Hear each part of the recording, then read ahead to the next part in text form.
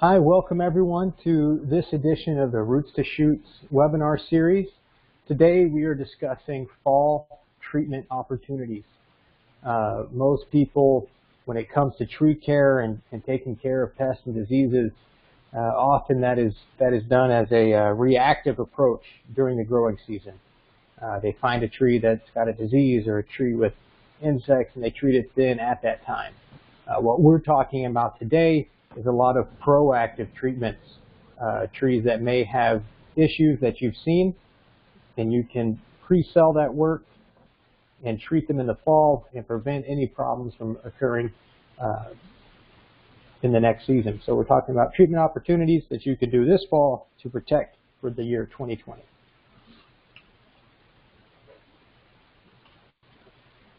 A little bit about your host today. My name is Emmett Minnick. I am the South Central Technical Manager for Arborjet. I live in the Dallas area. I've been with Arborjet for 5 years. Prior to that, I was the Plant Healthcare Manager at a Dallas area tree care company. I was also the Jack, and I'm sure some of you on here today are the Jack for your company. And what I mean by that is, in addition to plant healthcare responsibilities, I also sold work, diagnosed trees, was a substitute crew leader, did groundwork, some novice climbing, irrigation repair, you name it. I kind of did a little bit of everything for the company I was at. I became a certified arborist in 2011, and then just recently, at the end of 2017, I became a board certified master arborist. I went to school at Texas Tech. I have a bachelor's degree in agronomy and a master's degree in crop science. So coming out of school, all my education is geared towards plant soil science, crops, fertilizers, pesticides, things like that. And so when I started in the tree care world, I figured out that I love working with trees, and I'm also very passionate about the plant healthcare side of the industry, which is what my education is in. And so from there, I've grown in what I do now with Arborjet, traveling around in my region and helping people that may be new to plant health care or want to improve their plant health care within their company, teaching people about trees and how to care for them. It's really a perfect fit for me, and I truly enjoy what I do. As I'm out and about, I like to find big trees. This is the biggest tree I've found. This is a national champion Fremont cottonwood out in Skull Valley. That's the best selfie I've ever taken. I had to prop my phone up on a fence post, and anyways, that was a cool tree. It's about 12 feet in diameter. There's a whole line of these. It's like an underground river in this valley, and there's a whole bunch of them out there. It's really cool. So anyways, on to Arborjet. So at some point in time, you may have asked yourself, why? Why would I consider using Arborjet or trunk injection for that matter? The biggest thing that I've seen is that spraying is becoming less accepted by the public. When I used to spray trees, there was always the homeowner that was peeking out through their blinds, looking at you, seeing what you're doing, or maybe the neighbor watching to make sure you don't get any spray onto their property. I used to spray some really large trees, and by the time I got done spraying, maybe for fall webworms, I mean, there would be pesticide solution just raining down all over everything. It was getting on me, on the street, in the pool, everywhere.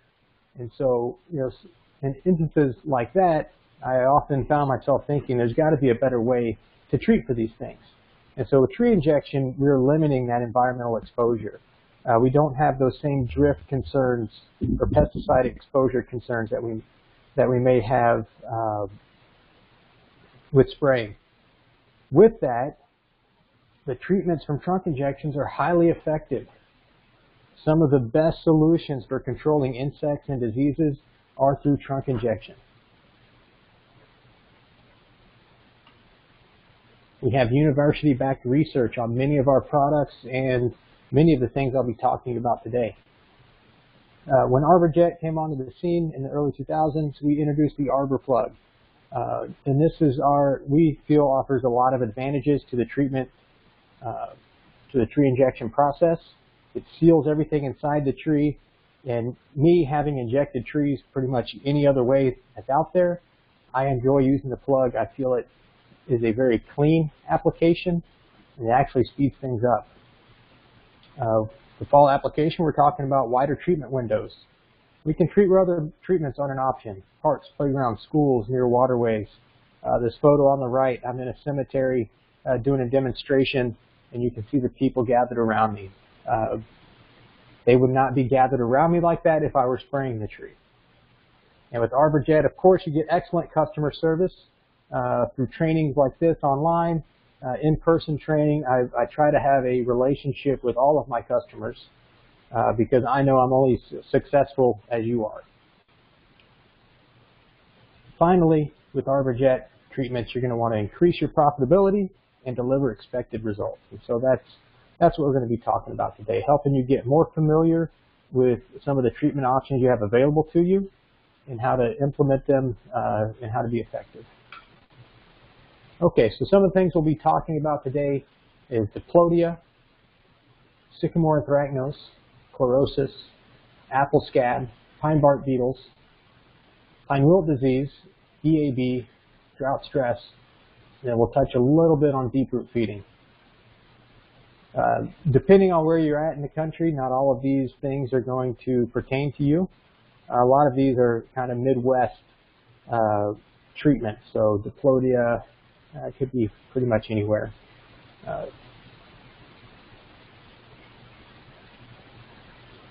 Emerald ash borer, that's definitely up in the Midwest. So this presentation is kind of the what else besides emerald ash borer. That's the biggest use of our equipment and products. So we're talking about other things, but I do want to introduce a new product of ours. It's called Triage R10. It is a 9.7% active ingredient. The other Triage and ivermectin benzoate products are 4% AI. So Triage R10 is essentially 2.5 times stronger. And so what that means is we can use a much smaller dosage when injecting trees. And so this is really beneficial for fall applications where uptake may be slower. It's beneficial for pine trees and then also ash trees that can be really slow to take the product. So because we're using less volume, we're able to make these applications much more efficiently. And we know that for an application company, time is money. And so the less time you're on a job, the more money you're making. And this product just makes efficiency. We're able to treat trees 3 times faster on hardwoods and 7 times faster in the conifers. So we're able to speed up our applicators so they can get more work done in a day. Some other cool features of this product is it is labeled to be mixed with our Propazole fungicide, and we'll touch on that in a little bit. And actually, even though it's packaged in a pint, we're able to do more inches from that pint than out of our quart of Triage D4. Okay, so the first pest I'm going to be talking about today is pine bark beetles. This is an issue in various places throughout the United States. In my home state of Texas, basically in east and south down to Houston is where we'll be dealing with pine bark beetles. On the top row there, we have 3 different species of Ips and graver beetles. And on the bottom row, we have some of the Dendroctonus species. And if you look at that word, Dendroctonus, and translate it, it actually means tree killer. So those are the bad ones. We got the mountain pine beetle and the southern pine beetle. Both of those are capable of attacking and killing healthy trees, where your other species, the Ips and the black turpentine beetles, typically those just attack trees that are already in a weakened state, especially the Ips. Primarily drought-stressed trees are wanting to be attacked by Ips. But with those other Dendroctonus species, they can hit and kill trees rapidly. Out west, through the Rockies, they have a bad problem with the mountain pine beetle. So those pictures make them look really big and bad. I want to show you that pine bark beetles are very tiny. You see they're smaller than the head of a match. So what's cool about, or what I find kind of cool about bark beetles is that the smaller the insect, the higher it can fly. So we've got here at the top the Ips and graver beetle. It can fly higher up, so it's going to hit higher up in the tree. If you're driving along and you see just the tops of a tree dying out, that may be indication of the Ips attack. The larger beetles can't fly as high, and so they hit lower down on the bole of the tree. So you can see the photo on the bottom right. That's a black turpentine beetle. He's a large bark beetle. He just hits low down on the bole of the tree.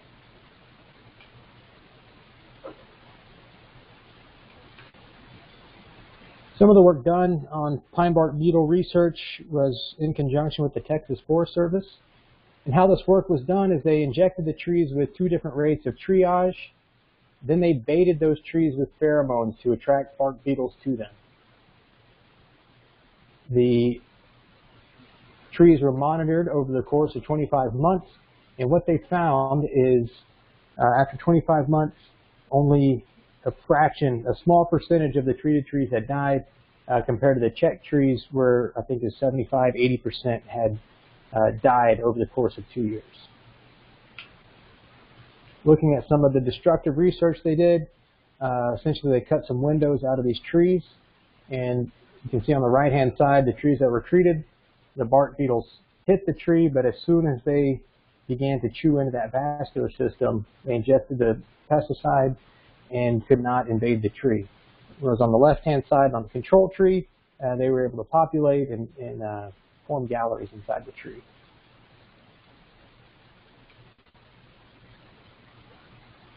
Moving on to pine wilt disease. This is another common problem throughout the Midwest and up into the northern part of the United States, commonly affecting Scotch and Austrian pines.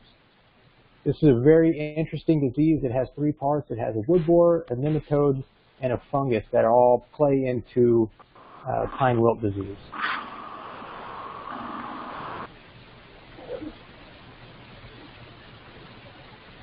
The symptoms that you'll notice are flagging. You'll see limbs begin to die throughout the canopy, and generally within a few weeks of that happening, the tree will have died.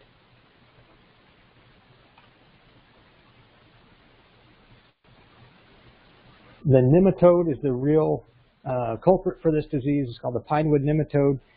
And what's really cool about this particular species of nematode is that it's aerial. Most of the time people think of nematodes that are in the soil. And so this one is really cool because it can actually swim up and down the vascular system of the tree, and it actually feeds on those xylem vessels inside the tree. They reproduce very, very quickly. You can see egg to adult in 3 to 5 days. That's why the death is so rapid when it comes to pine wilt disease. And so what happens is these nematodes will reproduce rapidly. They kill the tree because they're feeding on those xylem vessels, and the tree is trying to compartmentalize and shut down that tissue. There's also a blue stain fungus that's associated with pine wilt disease. And once the tree's died, the nematodes can actually feed on that pine wilt disease.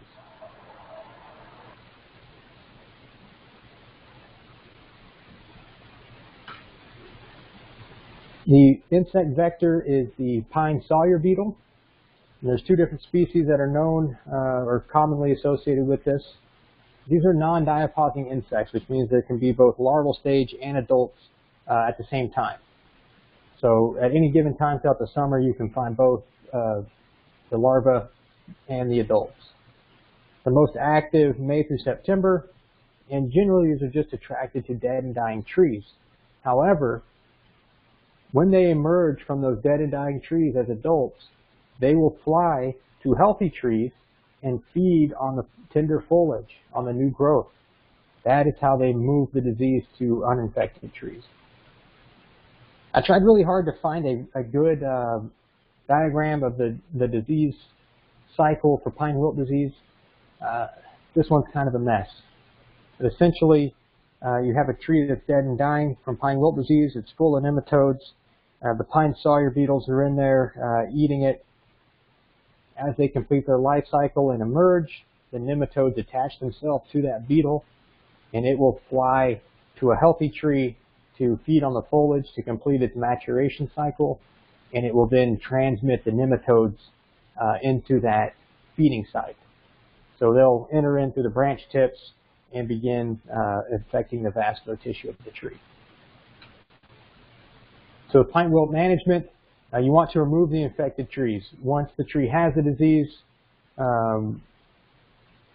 there's no stopping it once you're seeing those symptoms.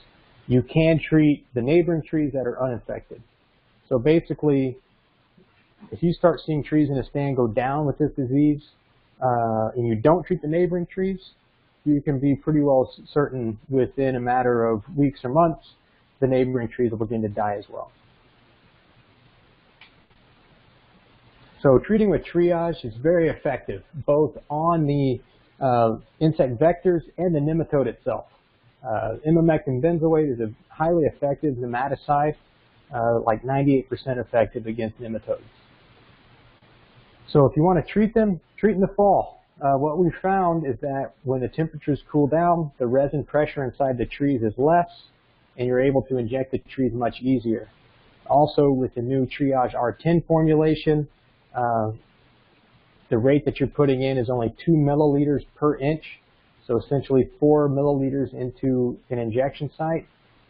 It's very easy to get that small of a dose into the trees, especially using like our quick jet air equipment. Here's an excerpt from some research that was done on pine wilt disease. Down at the bottom it says, pine treatments with imamectin benzoate. None of the treated trees died during a period of more than 2 years. The situation differed in the control plot. By May of 2011, a total of 25 trees, or 33%, had died, and the pine wilt nematode was detected in 76% of the dead trees, with attacks of bark beetles detected on all trees. So remember that first sentence, pine treatments with imamectin benzoate, none of the treated trees died during a period of more than 2 years. So we're talking about a very, very effective treatment for pine wilt disease. Also for pine bark beetles. So pine bark beetles are most active in the summertime. You can treat these trees now in the fall, or moving into the wintertime if you're in an area with lots of pine trees. That product's still going to be there next year. It lasts for 2 years in the tree, so you can be confident knowing that those trees are protected. And so it's a way you can move these treatments into a period of the year that may not be as busy for you, but you're still delivering some really exceptional results. Okay, moving on to leaf diseases. This was a really bad year. 2019 was a really bad year for leaf diseases. Most of the country stayed wet through the spring and even all the way through June. Like I said, I'm in the Dallas area. It rained basically through June, seemed like once a week, and then once July got here, it kind of dried everything up. So with leaf diseases, oftentimes these require multiple spray treatments with critical timing. We'll be talking about Diplodia Tip Blight on pines. Typically that is managed with 3 or 4 sprays throughout the early spring, and you've got to time it when the new leaves are emerging. The problem with that is that's when there's lots of other work going on, and so it can be difficult to get all those sprays done. And if you miss one spray, you may not be successful controlling Diplodia that year. So with injections, we have a wider treatment window, and it reduces the critical timing aspect of it. So with Diplodia Tip Blight, you're going to see this on the tips of pines. Basically, the tip will be completely dead. The older needles will be green below that. And there's also kind of a telltale way to know what you're looking at if there's a part of this disease cycle affects the pine cones. So with Diplodia Tip Blight, you can look at the cones like these photos that I'm showing you here. If the cones never matured all the way, they look diseased, rotten, they feel really corky and powdery, that's most likely Diplodia that you're dealing with. This is some new research that we've been doing in conjunction with Michigan State University. We injected a bunch of pine trees in the cool, like basically December in Michigan, so it was cold out there. The soil temperature was around 40, 45 degrees. Only using 5 milliliters of propofol per inch, and we were achieving 2 years control of Diplodia. So if you look at the orange and the blue bars, those are 2 different methods of injecting propofol. And so what you're seeing is the disease instances going way down over the course of 2 years. If you're not familiar with propofol, this is 14.3% propiconazole. We partner with Syngenta for this product. They're also our manufacturing partner for triage. Proposol has the broadest label of any of the propiconazole products on the market. It's labeled for macro infusion, micro injection, and foliar spray. We've also been expanding on our label, and so we have what's called a 2EE, and that's where we're able to add additional eusites and pathogens that we know this product controls. And so on our 2EE, we've added several diseases since we introduced this product a few years ago.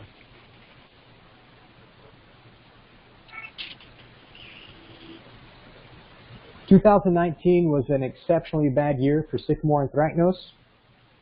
This is a photo that I took up in Oklahoma City on a golf course up there. And kind of the telltale symptoms, you can see the interior of the canopy is very thin. Then on the top of the canopy, those leaves appear to be unaffected. So that symptom is called witch's brooming. But often with Sycamore Anthracnose, you can expect to see premature defoliation, twig dieback. If the trees are infected year after year after year, like if 2020 is another wet year and this tree gets it again, we're going to have reduced vigor and health and prolonged infection. In years of that happening, the tree's going to be stressed out and prone to getting attacked by wood borers and other things that hit weakened trees.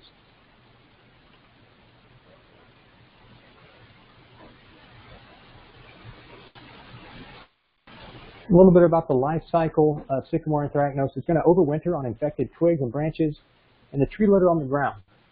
So often if you look this up, it's going to say some cultural control is to rake the leaves, get the sticks and stuff out from underneath the tree, because that's harboring disease.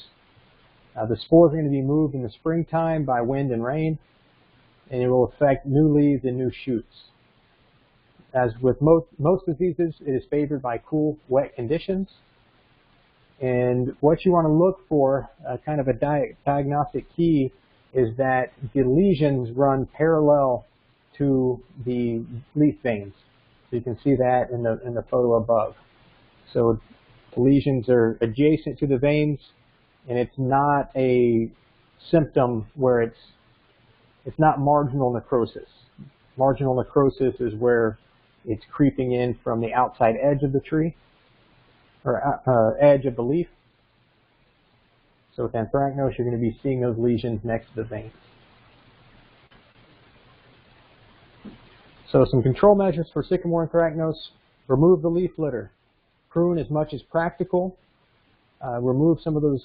By pruning, you're able to open up the tree canopy for better air movement, and also remove some of the disease harboring limbs. Fungicide treatments in the fall or early spring before the leaves develop. The fall is better. And for your best results, you want to treat with both Proposol and Phospho-jet.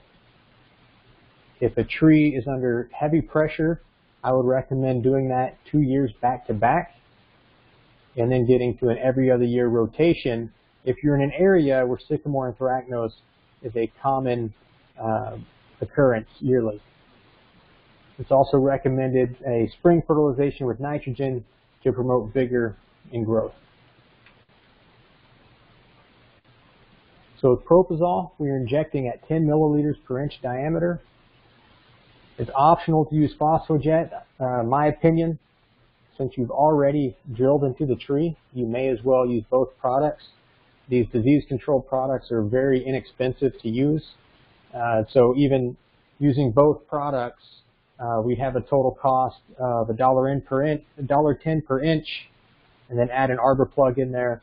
So you're looking at $1.35 per inch to treat with these two different fungicides and get two different modes of action working against these leaf diseases. This is also the same approach that I would use regarding oak anthracnose and apple scab. I will talk briefly about apple scab, but just know for most leaf diseases, these two products are going to be a good 1-2 punch. I'm going to talk about Phospho-jet and how this, the mode of action is a bit unique. So Phospho-jet is 45.8% phosphorus acid. It's known as a phosphite. If you look at the label, it say mono and dipotassium salts of phosphorus acid. And so you hear that, phosphorus and potassium. And so it almost gives the trees a fertilizer type response. Oftentimes what we see is thicker leaf cuticles and just kind of a health boost to the tree. It's been known in research to elicit a plant health response, essentially making the trees able to fight off these pathogens on their own. It is directly effective against the oomycete group of fungi, which is like Phytophthora root rot or Pythiums. It's very effective against Phytophthora. And so you kind of get, using Propizol, which is a true fungal inhibitor, plus the Phospho-jet, which is increasing the tree's own defense system, you kind of get a good 1-2 punch to keep these diseases at bay. And like I said, if you've already drilled in the tree, you may as well consider doing both. I've seen very good results on various diseases using both of these products. With apple scab, you can treat in the fall or in the spring before leaf development. With spring, things can get dicey because there's so much other work going on at that time frame. You want to treat before bud break, and you can use our stinger tip, which is no plugs, or plugs if you'd like using that. And you can see in that middle photo that last year's injection site has already healed up. And so this is a very quick treatment with Phospho-jet in the springtime. Crabapples take the product readily, and it's a very fast and effective treatment in the spring. But I think if you're dealing with a tree that has really heavy pressure, your best option is to treat with Propizol and Phospho-jet in the fall. Okay, moving on to chlorosis. This is a topic that's near and dear to my heart. My background in agronomy, I've always enjoyed working on nutrient deficiencies, and at the heart of it, that's what chlorosis is. Okay, the word chlorosis means lack of chlorophyll, and so that's what the description of this yellow leaf with the dark green veins. Generally on oak trees, that is an iron deficiency. On other species like maples, it may be more related to manganese. And so here is a soil pH chart and how it affects the availability of nutrients in the soil. I put a dark line on a pH of 8. In the western part of the United States, it is very common to see a pH around 8, anywhere between 7 and 8, and some parts of the country even getting up to 8.5. And what you'll notice with that is that you have nutrients, iron, manganese, boron, copper, and zinc, that all get tied up. It's not that they're not there, it's that they're bound too tightly to the soil particle. They're not available to the plant. The other thing that's worth noting, let me go back to this other picture, is that even though your soil pH across the board may be 8, it's only certain species of trees that show these symptoms. So you can see the photo on the bottom left or on the right. The trees in the foreground are chlorotic. They look terrible. They're bright yellow. And then you look in the background, and we have other species of tree that are unaffected by the soil conditions. And so just because you have a high soil pH, people will often say, well, the soil is the problem. You need to do things to reduce that pH. And I kind of have the reverse. I'm like, the soil is just the soil. It is what it is. Changing it is really not something that's easy to do. And so it's kind of the tree that's the problem. The tree is not happy with where it's been planted and where it's growing. And so you need to do things to the tree. Is kind of my viewpoint. A new product that I've been closely associated with, doing lots of field work, treating lots of trees with it, is Ninjet FE. This is a 2% iron, 2% manganese product. It also has potassium, zinc, copper, and boron. And this is a trunk-injected micronutrient solution. And so when you inject trees with micronutrients, which has been done for decades, it's probably one of the earliest uses of tree injection, you can get very fast green-up responses. We've formulated this product to have very easy to use rates. The spring or summer rate is 5 milliliters per inch. The fall rate is 15 milliliters per inch. So essentially 1x up to a 3x rate. I would decide on which rate to use based on how chlorotic the tree is. If you have a tree that I would call severely chlorotic, you'd want to treat that in the fall with that 15 milliliter rate. And essentially the higher rate that you use, the longer lasting duration you're going to have of green up of that tree. Trees have what I call a nutrient bank. So essentially you inject these micronutrients into the tree, it's going to budget out what you put into it over the course of a few years. So if you put a low dose in it, you may get 1 year of green up. If you put the higher dose into the tree, you may get 3 or more years of green up. These next series of slides are a few of the trees that I have injected and treated over the past few years.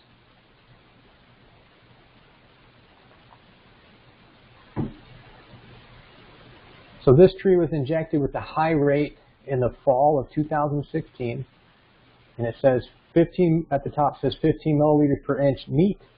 What that means is an undiluted application. I just injected the straight product using our quick jet air. So I injected it fall of 16. Came back July of 17, was actually kind of disappointed with how these trees at this location were looking. I definitely improved the chlorotic aspect of the tree, but you can see the canopy is still kind of thin. And so this is a little bit of a learning experience for me. These trees were in really, really bad shape. And so I alleviated the micronutrient deficiencies. But the trees had already had injury, vascular injury, because of the decline that they were in. And so it wasn't until the second year that I began to see more response in the canopy. So if you look in 2018, so it was only treated once in the fall of 16. Here we are 2 years later, June of 18. The canopy has really begun to fill in more, lots of new growth. You can see that the leaves are kind of chlorotic, kind of yellow. Chlorosis is a chronic condition. That tree does not like where it is growing. And so this is where I go back to people who say, well, you got to do things to fix the soil. Also, look where this tree is growing. There's not a whole lot you can do. There's not much soil volume there at all. And so what my approach is to do these injections. The next year, I actually treated the tree in the fall of 18 again, and I applied Shortstop, which is our growth regulator. And I'm seeing some really excellent results by doing a combination of Shortstop with Minjet Fe. Shortstop is applied to the soil as a basal drench or a basal injection, whereas Minjet Fe is injected right into the tree. I'm seeing some excellent results. So here it is, November of 16. Fast forward to June of this year. A tree is much improved. And so essentially what I'm seeing with this, these trees are in such bad shape that it took a couple of years to get them out of the hole, so to speak, and now they're able to flourish. This is the neighboring tree, kind of the same situation. The only difference in treatment here is this tree was got a diluted injection through our F-series equipment. It did not get Shortstop in the fall of 18, but it did get another injection. So that's what we started with in 16, and that's what it's looking like after 2 treatments. So here's the row of trees. The one on the far right did not get anything. That was left as an untreated control. So in 2017, you can see that the trees are still kind of thin. Their canopy is a little bit thin. But now in 2019, we have something that actually looks presentable to this complex here. And the untreated control is just getting worse and worse. This tree is in an O'Reilly's parking lot in Dallas. It's actually not too far from where I live. There's no irrigation there. It gets direct sunlight all day long. You get kind of a heat island effect because of all the concrete around it. And then on top of that, it's in O'Reilly's parking lot, so people are dumping antifreeze and power steering fluid on it, most likely. It is in really bad shape. This is in the fall of 2015. I don't want my pictures to be misleading. There had already been some fall. It's already been losing its leaves due to the time of the year, but it was in really bad shape. So I gave it the high rate of Minjet Fe. That's what it was looking like the next year. So just a huge bounce back. We also had a lot of rain in the spring of 2016. So I'm sure that helped a lot too. But just a tremendous response from just giving it the micronutrients that it needed. June of 2017, continue to see more improvement in terms of foliage. And here it is, June of 18. Somebody came in and limbed it up. So I consider this getting 3 years of green up from that initial application. It was going back to its chlorotic state, as trees always will, because this is a chronic condition. So I treated it again December of last year with another high rate of Minjet and applying the Shortstop. Here's what the tree's looking like this year. It looks amazing, even though we didn't have rain. Basically July through August of this year. I've been by this tree again since I took this picture, and it looks awesome. It does not have the typical symptoms of drought stress that I would expect to see for a tree in that location. It's doing really good. I've just been so impressed with combining these two actives together. So again, that's where we started, and just 2 treatments later, this is where we're at. So treating with Minjet Fe, the high rate is 15 milliliters per inch. Your product cost on that would be around $1.75 per inch, essentially. For oaks, I would recommend in the fall going at that high rate. If you're treating with maples, stay with the 5 milliliters per inch. They are a little bit more sensitive, and they don't need such a high dosage. And so then you're going to have a cost of the arbor plug. So essentially the high rate you're putting into the trees, $2 per inch with Minjet Fe. Shortstop, I recommend also on the oak trees, especially. I've seen such a good result using this product. Your product cost will be about $1.35 per inch using Shortstop. It can be applied anytime the ground is not frozen. It's a soil applied product. You can apply it as a drench, or what I like to do is actually take an augering drill bit and auger holes into the ground, and then pour my solution into those augered holes around the root flare. If you're treating chlorosis during the growing season, your window for that is after the leaves have hardened off, essentially early summer. The month of June tends to be a good time to treat chlorotic trees, but you've got to be careful that you don't do them too early in the year while the leaves are tender, as you will cause foliage burn. And if you wait until it's really hot and you may have some drought stress, you can also cause some foliage burn then at that time. So kind of a general rule, wrap up your injections by mid-July. Some people say the 4th of July is a good time to go ahead and wrap those up and not do any more. Minjet Fe is corrosive. It's essentially liquid metal that you're running through equipment that has metal components. So when you use it, be sure to clean your equipment. It's very important.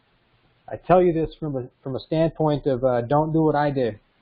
I used a lot of this product. I was not always diligent about cleaning my equipment, and I ended up having to replace and repair a lot of the components of my injection equipment. So it is not very hard to clean your stuff. Do it on the job site. After you're done injecting the trees, go ahead and run some cleaner through it, and then run some water behind that cleaner. Just make sure everything is rinsed out completely, and do it every day. It takes 5 minutes. I'm going to talk a little bit more in detail about Shortstop. This is a growth regulator, and I feel that growth regulators are probably one of the most underutilized tools that arborists have. These technologies were introduced to the commercial arborist scene I want to say in the 80s or 90s. And I think people got a little bit gun shy of them because the rates weren't dialed in. A lot of people started using it and overregulated trees. Since then, more work has been done, and the rates for shortstop are very, very dialed in. It's species specific, and I think we have 8 or 9 different rate categories based on species. So essentially what shortstop does is it inhibits the production of gibberellic acid. That is what's responsible for stem elongation. The side effects of that is the tree has to pump its energy into other pathways, such as root development, abscisic acid production.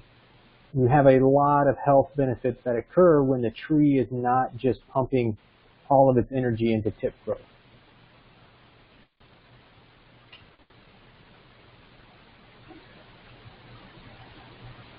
These two trees are on the same property. The branch sample on the top, that tree got a fall application of shortstop. The other tree did not. And so I put some colored lines on the tip growth from that year. You can see the treated tree has really short tip growth, just a couple of inches, whereas the untreated tree has a good foot of growth. The shortstop does not completely inhibit tip growth, it just stacks everything up. It stacks up that internodal growth, so the growth in between the leaves. And so when you look at that from an overhead view, the density, everything is really bunched up and you have darker green foliage. This is kind of a busy slide, and I'm going to geek out on you for a little bit as I talk about modes of action. Essentially, this is a pathway. So if you look at the top, it says glucose. So that is tree energy. All right. So the tree is using that glucose. It's coming into this pathway, and it has different routes that it can be taken. Shortstop, or Paclobutrazol, is acting to inhibit gibberellic acid. And so what happens is that energy has to be diverted into the other pathways. And so you get a lot of health benefits. So if you look what I've highlighted, it says abscisic acid. Abscisic acid is responsible for the opening and closing of stomates. This helps the tree's water stress response. It essentially makes the trees hypersensitive to drought stress and able to tolerate it much better. Like my O'Reilly's parking lot tree, even though it's unirrigated, it looks fantastic this year. So some of the additional benefits of that glucose being diverted is you have increased production of root hairs, thicker leaf cuticles, more leaf hairs, increased chlorophyll, smaller stomates, smaller leaves, additional carbohydrate storage. So all of these secondary benefits are drought resistance mechanisms.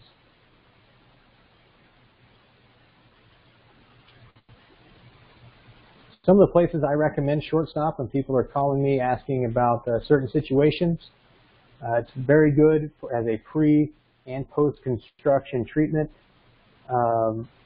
because of its effect on the root system. Really, really good to get this on before construction begins. And that here in the DFW area, that is huge. There's so much construction going on here. It's really good for chlorosis, as I mentioned. It can be used in trees that have limited root zones, street trees, parking lot island trees, trees that are in harsh growing conditions, declining trees. If you're in an area of blue spruce, there's actually some published research about Paclobutrazol's effect against Cytospora canker. It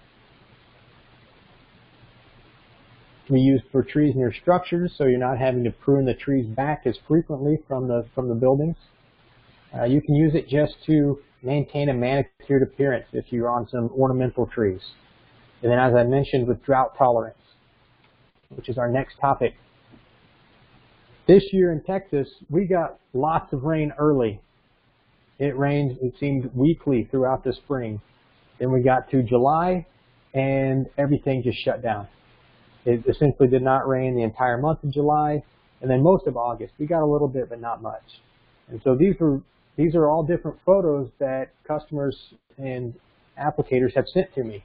wondering what is going on with these trees. Everybody's quick to jump to bacterial leaf scorch. However, it's not coincidental that you're seeing these symptoms after not getting rain for a month. So these are all abiotic scorch. Different symptoms can be associated with that, but these are all just leaf scorch on the trees. So here's a site. This is at a shopping center. Back in 2017, the trees were all showing these scorch symptoms. Just your regular abiotic scorch because they're next to a street, next to bricks, and they don't get enough water. So they treated every other tree in that line back in 2017. And so here's a photo taken this year. You can see that every other tree that got the shortstop of the Paclobutrazol is not scorched. Here's a clipping from those trees. You can see the Paclobutrazol treated tree does not have scorch symptoms where the untreated tree does. So this is something, if you're dealing with a tree that has scorch symptoms right now, you can treat those trees with shortstop essentially anytime now through fall, basically anytime the soil is not frozen, and that's going to prepare that tree going into next year. Just a huge health benefit from the enhancement of root system and the carbohydrate storage. Really, really does wonders for these trees. Moving on to my last topic for today is our Arboriculture Rx program. At the end of 2017, Arborjet entered into a partnership with Ecologel. That's why at the bottom of my screen it says Arborjet Ecologel, Partners in Plant Care. And the technology that Ecologel is known for is called hydrotane. And I'll talk about that here in a second. But as well as hydrotane, is they have a line of liquid fertilizers called BioPro. And so with that, we are developing a tree root feeding program that we're calling Arboriculture Rx. The basis of that program is Arborplex, which is a 14.45 with some micronutrients. 50% of that nitrogen is slow release. Some other products that I really like for feeding trees is BioMP, that's a molasses-based product, and Enviroplex, that's a humic acid-based product. And so those two are both going to be a food source for the microorganisms that are in the soil. My experience in plant health care has kind of come full circle, where I used to pump a lot of NP and K onto trees, whether they needed it or not. And now my viewpoint is kind of feeding the soil. I think if you have a healthy soil, healthy microbiome, if you will, of mycorrhizae and beneficial bacteria, you will have a healthy plant. I am not a fan of putting mycorrhizae or beneficial bacteria into the soil unless it's some sort of a new construction site or the soil is just of really poor quality. I feel in a native situation or in a yard setting, there are already microorganisms there. They just need a carbon source, which would be the molasses or humic acid. Another really excellent product is called Cytogrow. This is basically a pure seaweed extract. It's full of hormones that promote root growth. Just really amazing stuff. And on to hydrotane. Hydrotane is a technology that extends the availability of moisture in the soil. And so this would be a product that you could use during the hot summer months, especially on your drought-prone species, maples, Japanese maples, dogwoods, things like that that love water. Those scorched trees that people sent me pictures of, this is the product I've been recommending. Hey, treat those trees with hydrotane now. It's a 90-day product, and then get them set up for a fall application of shortstop. Our relationship with Ecologel began back 4 or 5 years ago when we came out with NutriRoot. NutriRoot has the hydrotane technology in it, as well as some fertilizer, micronutrients, seaweed extract, and humic acid. So it's kind of a combination of all these things. It's a great product for encouraging root development, and then also with the hydrotane helping to hold moisture onto that root ball.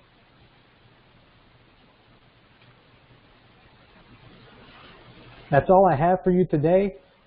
Here, feel free to reach out to me. As I mentioned at the beginning, customer service is what we do best.